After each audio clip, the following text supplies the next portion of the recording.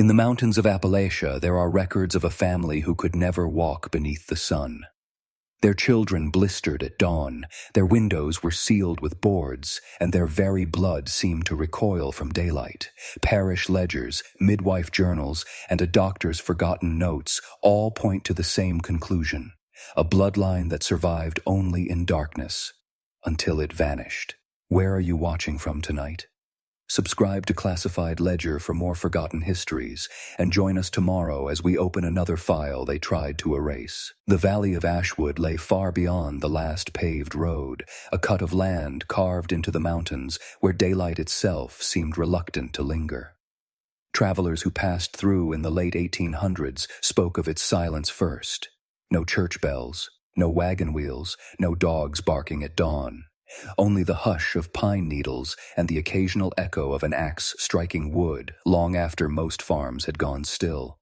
Those who kept farms at the valley's edge told of a family who never joined the life of the town, a family that chose seclusion as if it were their only defense against the world outside. Their house stood at the base of the ridge, a slant-roof cabin with windows blackened by nailed boards and tar. Even in high summer, no beam of sun was permitted to touch its interior.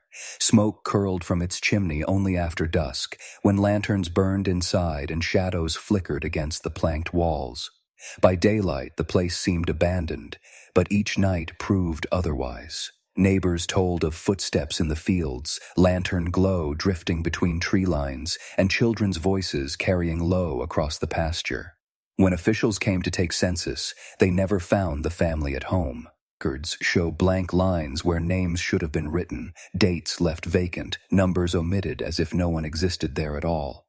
Yet parish ledgers from the small El Chapelle 3 miles east contained fragments: baptisms with the same surname repeating, marriages between cousins, burials without sermons, all marked with unusual notes in the margins. Born pale, weak to light. Buried before dawn. The handwriting of tired priests gave no explanation beyond the stark entries. Farmers at the edge of Ashwood claimed the family worked only at night. Fields were tilled by lantern glow, timber dragged in silence from the ridge after sunset. Children never walked the narrow school path, their absence excused with vague words about sickness. Those who did catch sight described figures with skin so pale it seemed to drink the moonlight, faces too fragile for the work they carried out. Yet they endured, season after season, hidden from the day. Superstitions grew with each passing year. Some said they were cursed, bound to the night for sins left unspoken. Others whispered of punishment for the blood they shared, a lineage looping into itself until nature turned against it. Still others said nothing at all, unwilling to name what they had glimpsed across the fence line. Silence became its own kind of protection, as if speaking their name too loudly might invite the same fate. In Ashwood, the family became both real and spectral, always present, yet never seen in daylight. And as the 19th century pushed forward, and towns beyond the ridge embraced progress, the cabin in the valley remained a place where time stood still, where the boards over the windows grew darker each year, and where a family continued to live in the absence of the sun.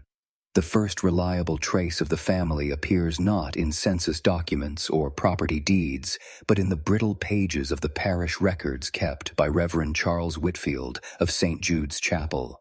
The chapel itself was no more than a wooden room set against the hillside, its roof pitched low to hold Bi, Ak, the mountain winds.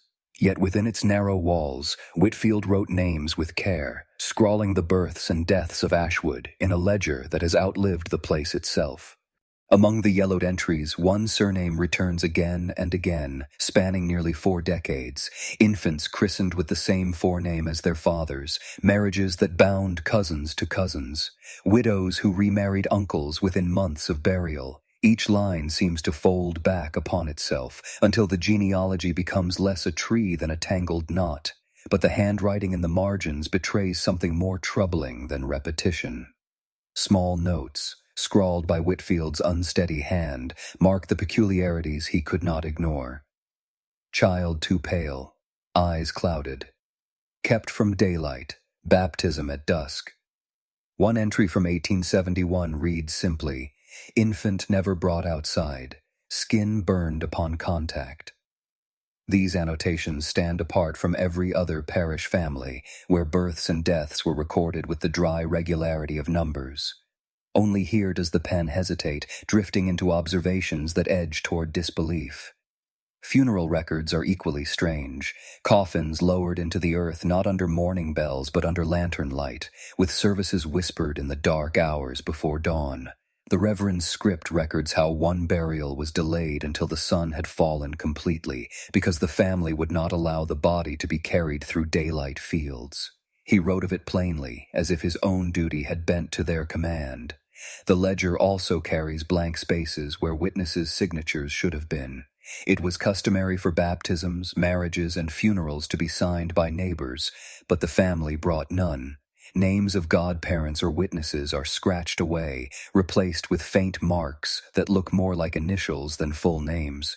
To read these pages is to feel the presence of people who moved half-hidden, skirting the rules of community life, while still insisting upon the appearance of faith.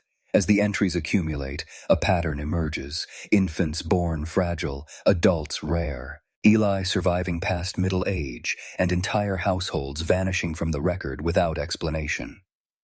Whitfield's handwriting grew smaller in those later years. His words shortened, his remarks curt, as though he had wearied of documenting the same quiet tragedy over and over again. By the final entry, his script seems almost resentful, as if he knew no priest could redeem what the bloodline itself refused to correct. The parish records remain the only consistent witness to the family's existence. Without them, it might be said they never lived in Ashwood at all. Yet in the worn edges of that ledger, their lives are preserved like brittle leaves pressed between pages, each one marked by secrecy, each one shadowed by the absence of daylight. The next evidence comes not from church ledgers, but from the surviving fragments of a midwife's journal, an account written in cramped ink across the pages of a weather-stained notebook. Her name was Margaret Holloway, a woman known in Ashwood for traveling long miles on foot to deliver children in mountain cabins.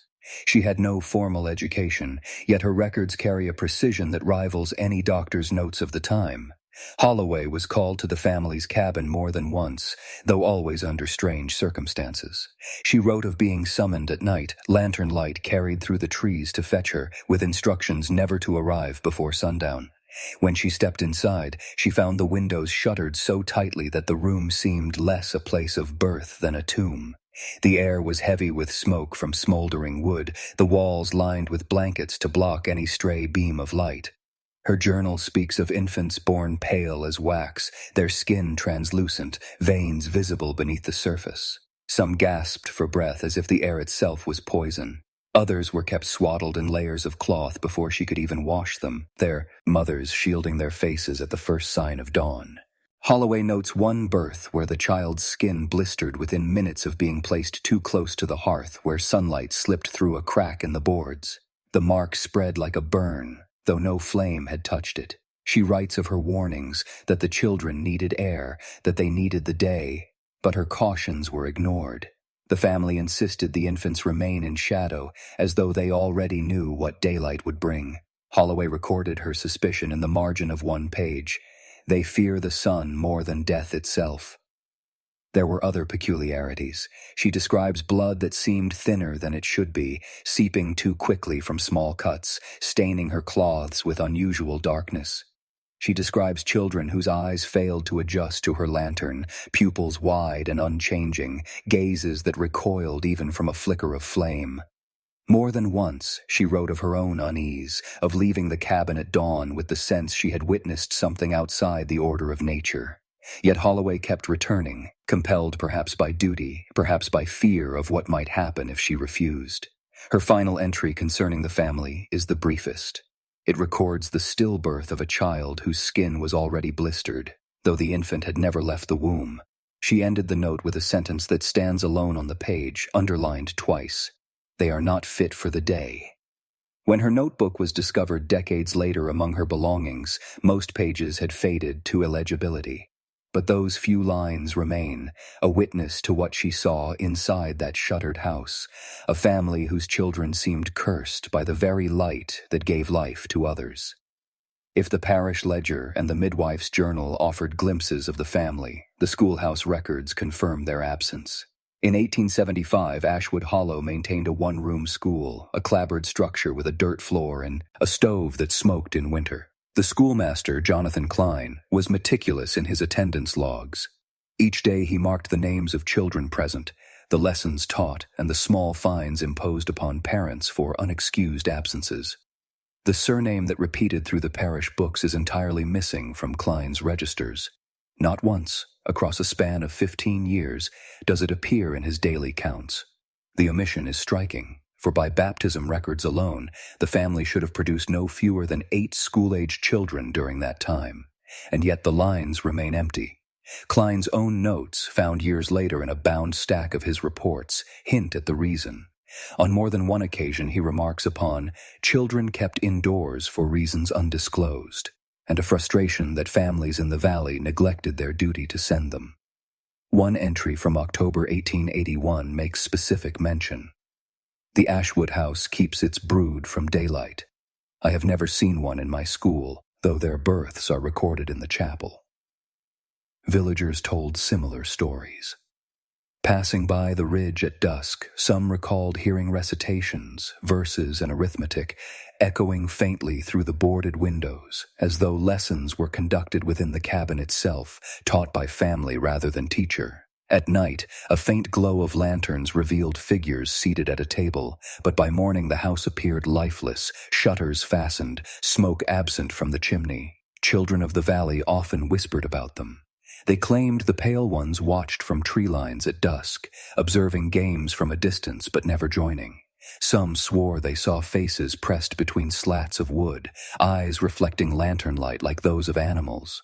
Others said they heard the sound of recitation in voices too thin and too many to belong only to the living. The schoolhouse itself bore scars of their absence. In arithmetic books passed from child to child, one finds doodles mocking the family, figures drawn with hollow eyes and burning skin, captions that read "sun ghosts" and "night kin." The cruelty of children sharpened by fear, preserved in pencil marks. By the time Jonathan Klein resigned his post in 1888, he left behind a final report to county officials. In it, he complained of families who disregarded law and custom, singling out one house as proof of the valley's decline. His words close the matter plainly. They refuse the day, and for this, they will never belong among us. The records of Ashwood School confirm what the parish books only implied. A family existed there, but never in daylight, never among others, never in the ordinary rhythms of village life. Their education, their voices, and their very lives remained bound within the boarded walls of their home, seen only by lantern glow. The first official complaint against the family came not from the parish or the schoolhouse, but from a neighboring farmer named Elias Turner. His affidavit, preserved in the county's faded docket, describes a series of disturbances that began in the summer of 1882. Turner kept a modest herd of goats along the ridge, fenced with rough pine posts and wire. He claimed the animals grew restless after nightfall, bleating and kicking as though some predator circled the pen. At first he blamed wolves, though no tracks were found in the dirt. But one evening, roused by the noise, he stepped outside with his lantern and saw figures moving along the fence line. He described them as barefoot, their skin so pale it appeared luminous in the moonlight. They did not run when the lantern struck them, but only turned their faces, hollow-eyed, before slipping silently into the trees. He counted at least 3, perhaps 4. The following morning, 2 of his goats were gone, the wire cut clean through. Turner's statement does not call them thieves outright, but his words leave little doubt. "Not beasts, but men," he wrote. "White as stone, light of step, and silent. They come when the sun has gone, and they leave no trail in the soil." Others in the valley whispered of similar losses. Tools missing from sheds, chickens taken from coops, smoke seen rising from the boarded house long after midnight. No one confronted the family directly. Instead, resentment grew in quiet corners of the tavern and the store, sharpened by the knowledge that nothing could be done before a magistrate. For by daylight, when men might march to the cabin to demand answers, the house appeared lifeless, its door barred, its windows sealed. Turner swore he tried again to catch them. He sat through nights with his lantern hidden, waiting by the pen. One account records that he nearly trapped a figure within the fence, but as dawn began to break, the intruder collapsed to the earth as if struck by sudden illness. Turner, startled, watched the pale form writhing in the half-light before another came rushing from the tree line, dragging the body away into the woods. By the time he reached the spot, there was nothing left but the impression of limbs in the grass. His affidavit closes with a line that county officials underlined twice. They do not live by the day, and the day does not live in them. No charges were ever brought. The file was marked with the word dismissed in red ink, the magistrate unwilling to ignite a feud in the valley. Turner himself stopped pursuing the matter. His later entries suggest he came to fear not the theft, but the sight of those pale figures themselves, and the way the first light of dawn seemed to undo them. The neighbor's complaint, like so many scraps of record, faded into the county archive. But it remains one of the rare glimpses into what happened beyond the boards of that cabin, when the family's survival demanded the night, and the night alone. The only medical record connected to the family comes from the journal of a traveling PH. Physician named Dr. Alistair Green, who passed through Ashwood in 1884. Green was a former Army surgeon who had settled into country practice, known for keeping detailed notes of every patient he encountered, no matter how remote. His journal, preserved in the county archive, contains an entry that has troubled historians ever since. Green recorded that he was summoned one evening by a pale and trembling youth, sent from the boarded house to fetch him. Against his better judgment, he followed the boy through the woods to the cabin, where he found a young man of perhaps 20 lying on a cot near the hearth. The patient was covered in blankets, despite the summer heat, his face blistered and raw as though scorched by flame. Green noted that the burns were peculiar, evenly spread across exposed skin, with no sign of smoke or soot. The family explained that the boy had collapsed while walking in the fields at dawn, caught by the rising sun. Green at first dismissed it as superstition, but as he examined the injuries, his skepticism faltered. The blisters followed the exact pattern of exposure, sparing only the skin shielded by clothing.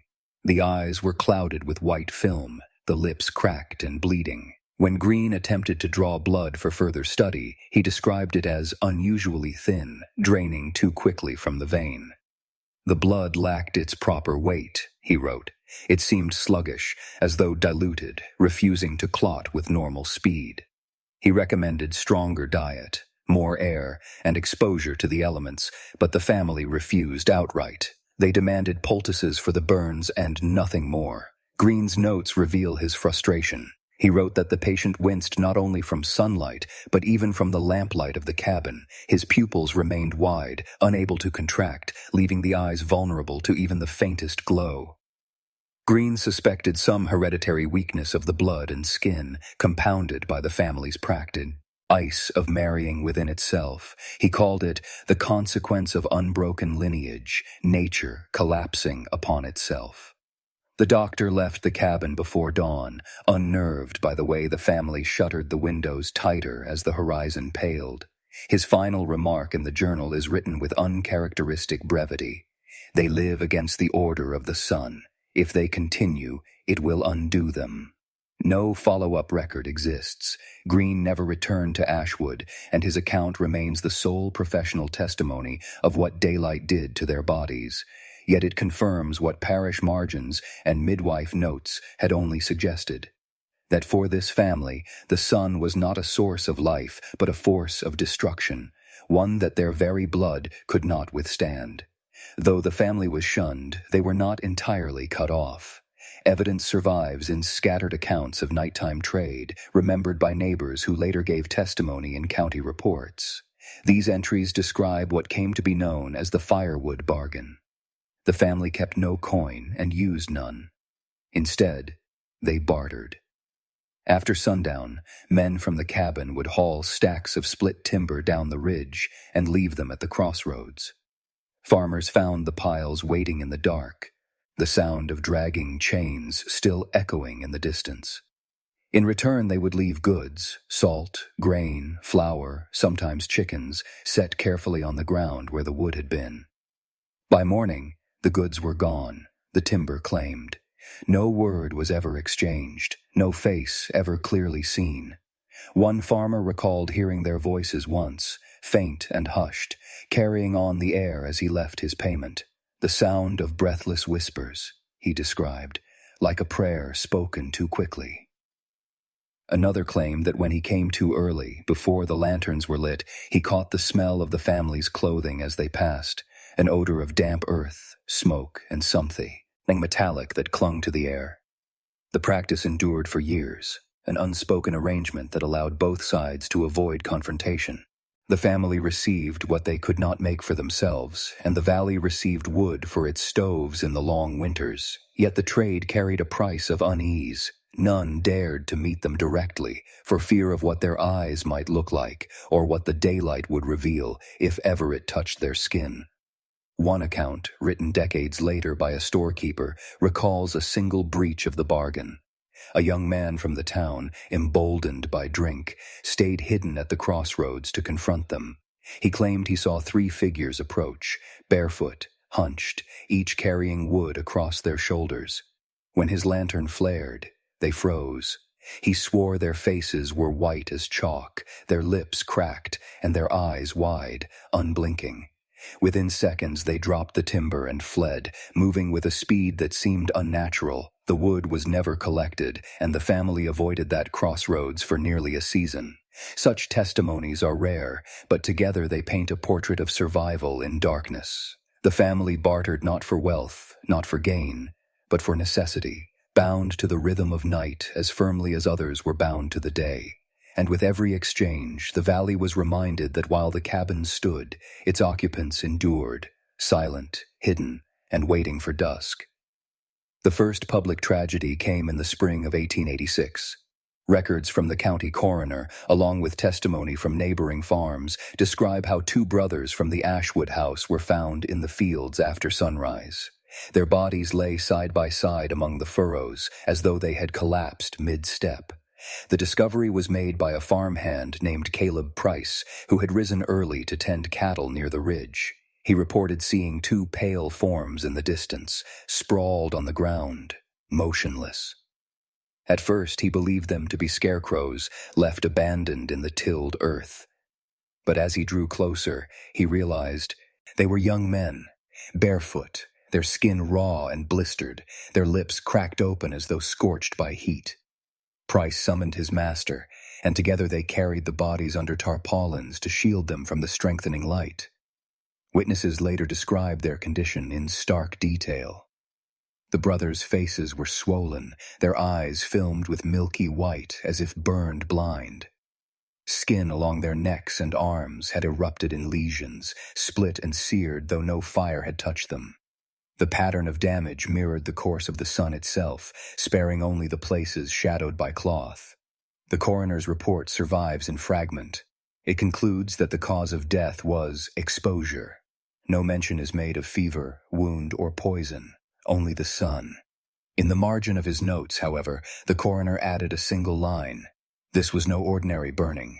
The light itself destroyed them. The burial was conducted hastily that same evening. Lanterns lit the churchyard as the family carried the coffins themselves, refusing clergy beyond the briefest prayer. Neighbors watched from a distance, uneasy in the knowledge that they were witnessing something unnatural. 2 young men undone not by illness or accident, but by the very dawn that gave life to every other creature in the valley. Afterward, the family withdrew further. Windows were sealed tighter, doors barred earlier, smoke rising only deep in the night. Where once they had bartered wood, now the crossroads grew empty. The tragedy had exposed too much. Their weakness, long whispered, was now proven in the open soil. The valley could no longer pretend they were merely strange. Now it was known that daylight itself was their enemy. The records fall silent for months after the incident. Yet in local memory, the sight of those blistered bodies remained, 2 brothers who stepped too close to mourning, and in doing so, revealed the cost of living against the sun. What little is known of the family's interior life comes from a single account written by a tinker who claimed to have entered their cabin in the winter of 1887. His name appears in no other record, but the notes he left behind were later found among his belongings after his death. He wrote of being invited inside after offering to repair a broken kettle. The invitation itself was unusual, for the family rarely admitted outsiders, yet he followed one of the younger men through the snow at dusk, and for the first time, someone not of their blood crossed the boarded threshold. The cabin, he reported, was like no dwelling he had ever entered. The windows had been covered with overlapping planks, sealed with pitch until no daylight could penetrate. Animal hides hung across door frames to block even the faintest draft. Inside, the walls were blackened with layers of soot, as though fires had burned without pause for years. Every surface seemed stained with smoke, the air thick, heavy, and difficult to breathe. The furnishings were crude. Rough-hewn benches, a long table scarred with knife marks, cots lined with straw and animal skins. Piles of firewood were stacked inside the single room, not outdoors, and kindling littered the floor like drift. Even in winter, the heat was suffocating. The tinker noted the strange absence of lamps or candles. Instead, the family moved in the dark with ease, their eyes untroubled by the gloom. He observed their skin closely. It was pale, waxen, with a strange sheen under the firelight. When one of them stepped too near the stove, he flinched, pulling away as if the glow alone caused pain. Their voices, he said, were hushed and breathless, carrying in short phrases rather than full speech. No laughter, no warmth, only whispers exchanged between them. On the hearth he noticed bundles of herbs drying, unfamiliar plants gathered from the ridge. Jars lined a shelf, each filled with dark liquid and floating matter he could not identify. The smell of iron and smoke clung to everything, the tinker complained. At his work, quickly, uneasy under their watching eyes. Before dawn he was dismissed, escorted back to the tree line with no coin given, only a sack of wood pressed into his arms. He wrote that he left with relief, feeling as though he had escaped a place not meant for ordinary men. His description, though singular, matches the fragments preserved in rumor. A house, sealed against the day, steeped in smoke, where a family endured in shadow, their lives bent around the single fact that daylight itself could not touch them without harm. The clearest attempt to trace the family's origins comes from a county ledger assembled in 1890, part of an effort to standardize records after years of neglect in the mountain districts. The clerk assigned to Ashwood Hollow compiled names from parish logs, land deeds, and burial lists into a single register. What emerged from his work was less a genealogy than a pattern of collapse. The surname repeated across every column. Brothers wed cousins, nieces became wives, widows remarried within weeks to men already tied to their blood. Over and over, the branches of the tree folded inward until entire generations looped back upon themselves. Instead of spreading outward, the line coiled tighter, like a rope knot pulling against its own strands. In the margins, the clerk left small notations. He wrote weak blood beside one entry, stillborn beside another. Next to a marriage between an uncle and his niece, he added only the word disputed, though the ceremony had clearly taken place. More than once he circled the same given name, repeating across cousins as though identity itself had blurred. The ledger also shows a decline. Births became fewer with each decade, and deaths came earlier. Infants accounted for more than half the entries after 1880. Those who lived longer carried notes of frail, sickly, or shut away. The line, once wide enough to fill pages, narrowed to a handful of names, each marked with a shadow of sickness. The final generation recorded consisted of 7 children, all born within a span of less than 10 years. None married outside the family, and none appear in later census. The last entry is a baptism without a death date, the child never recorded again. After that, the ledger falls silent. Scholars who examined the register years later called it a closed loop, a bloodline collapsing under its own weight. But at the time, the clerk's remarks were sharper, his language less forgiving. At the bottom of the page he wrote, "Nightborn," The line is spent. This ledger, with its curling ink and its notes of judgment, stands as the only chart of their existence. A family tree not of growth, but of decay, a lineage that bound itself so tightly that it left no path forward, only a shadow that lingered in the valley, sealed away from the day. In the winter of 1892, the valley noticed something it had never seen before: silence around the Ashwood house. For years, neighbors had grown used to the faint signs of life that came only after dusk, the creak of wood being dragged, the flicker of lanterns behind boarded shutters, the occasional echo of voices carried on cold wind. But that season, no smoke rose from the chimney. No lanterns glowed. The fields, usually disturbed by midnight footsteps, lay untouched beneath the frost. At first, the change was welcomed. Farmers told themselves the family had moved on, perhaps taken by sickness or driven deeper into the hills. Yet when snow fell and lay unbroken around the cabin for weeks, unease returned. No tracks led to the door. No hand swept the path clear. Even the livestock, once kept in pens nearby, were found dead in place, their carcasses stiff beneath the drifts. By February, curiosity overtook fear. A small group of men from the valley walked to the cabin at midday, confident that whatever lived inside had gone. They found the door barred from within, but with a single strike it gave way. What they saw unsettled even the most hardened among them. The interior was as it had always been. Walls blackened with soot, firewood stacked in corners, the air stale and heavy. But no voices stirred. No figures moved in shadow. The cots lay empty, blankets left as though abandoned mid-use. Pots remained on the hearth, cold and unwashed, with scraps of food hardened to the iron. Everything bore the look of sudden departure, yet no trace of exit could be found. Some swore they smelled decay, faint but present, though no bodies appeared. Others claimed the silence of the place felt heavier than emptiness, as if it still carried the weight of unseen watchers. The men left quickly, sealing the door again, unwilling to disturb it further. No one ever saw the family again. No records mark their burial. No names appear in later ledgers. In one winter they vanished from Ashwood, leaving behind only the shell of a house and the silence of their absence.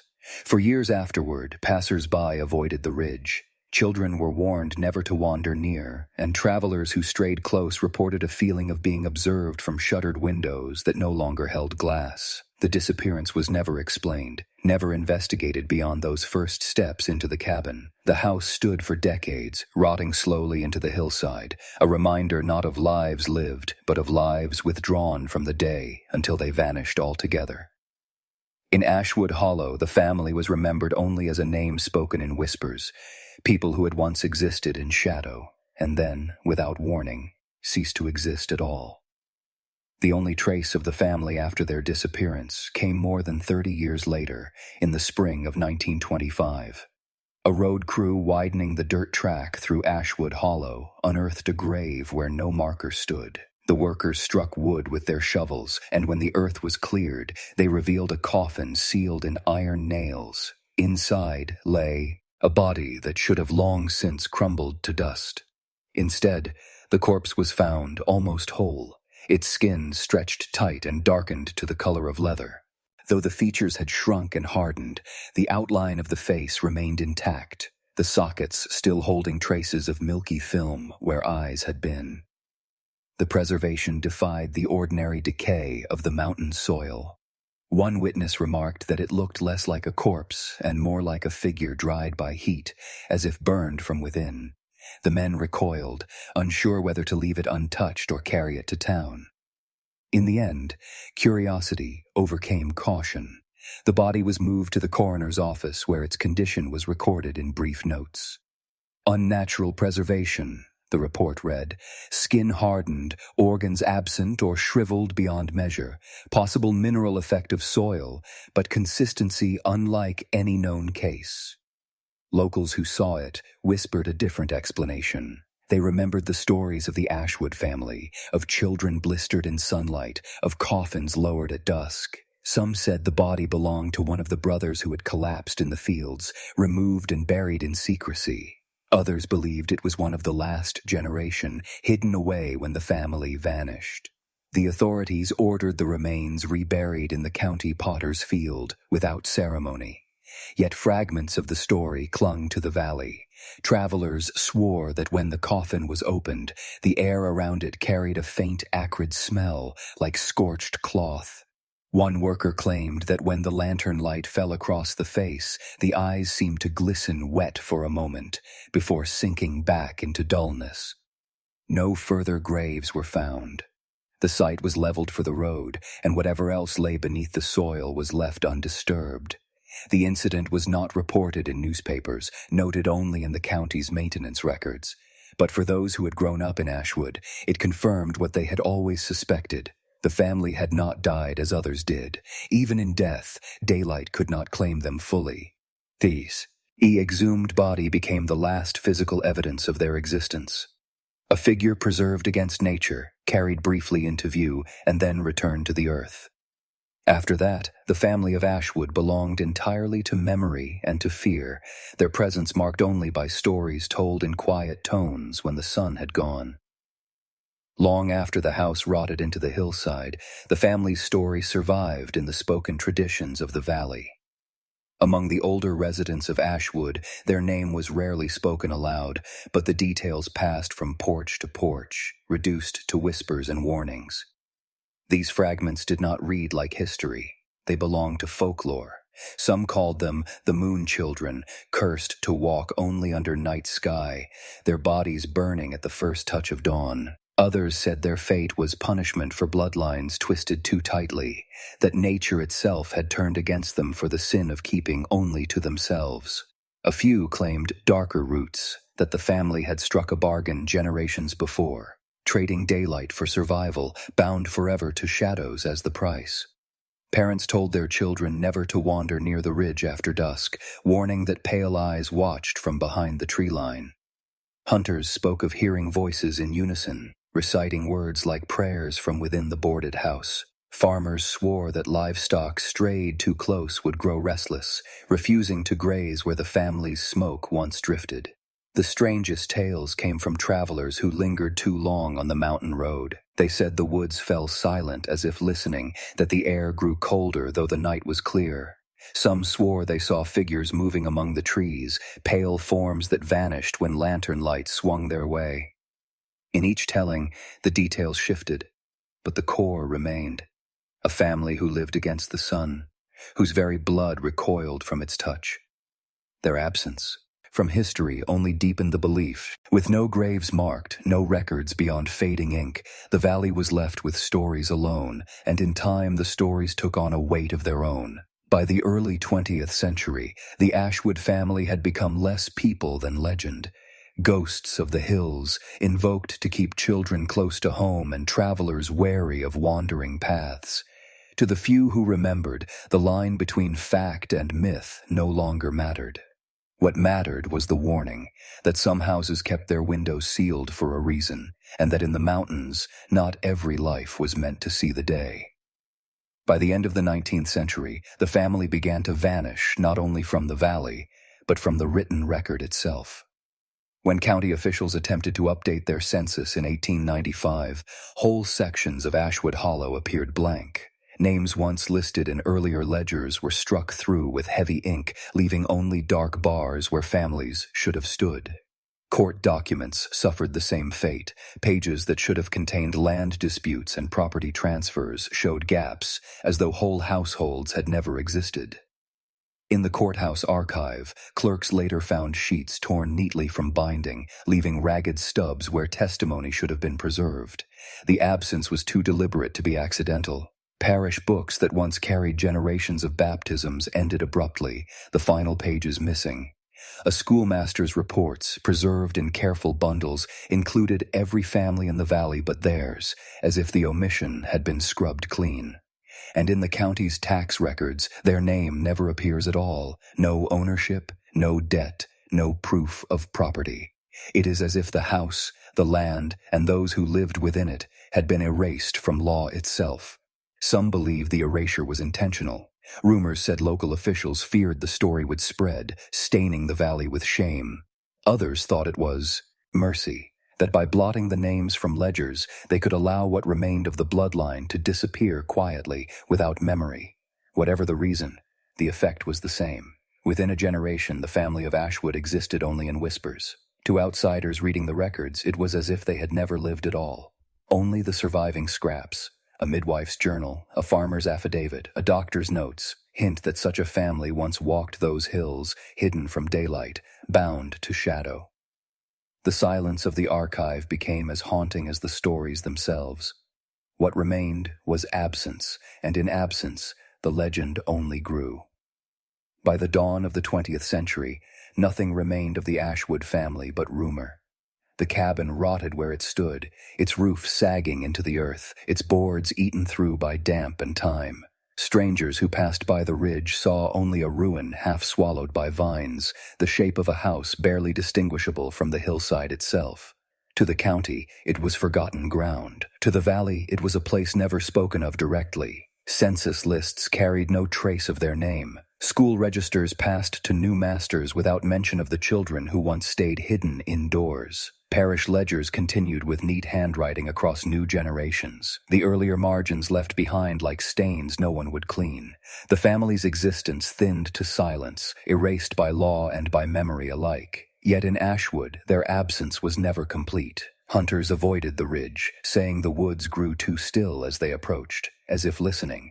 Children were told not to stray near the ruins, warned that pale figures still moved in shadow when the sun dipped low. Travelers who camped near the hollow sometimes spoke of faint coughing carried across the fields at noon, though no one lived there. The story lingered because it was unfinished. There were no marked graves, no official deaths, no record of where the bloodline ended. Some believed fragments of it escaped the valley, carried by children hidden away, folded quietly into other names. Others insisted that the family had withered entirely, consumed by the weakness of its own blood. Neither possibility could be proven. What remained was a legacy of absence, a gap in history filled by whispers of what could not survive the day. A family remembered not for what they built or left behind, but for the shadow they cast, pale figures who lived against the sun until they vanished, leaving only silence in their place. And in Ashwood Hollow, the silence itself became the final witness. The records end, the house is gone, and the family who could not survive the day has slipped into silence. But their story remains, a shadow on the mountain, passed only in whispers. If you've listened this far, tell us in the comments. Where are you watching from tonight? And subscribe to Classified Ledger, because tomorrow another forgotten case will be opened.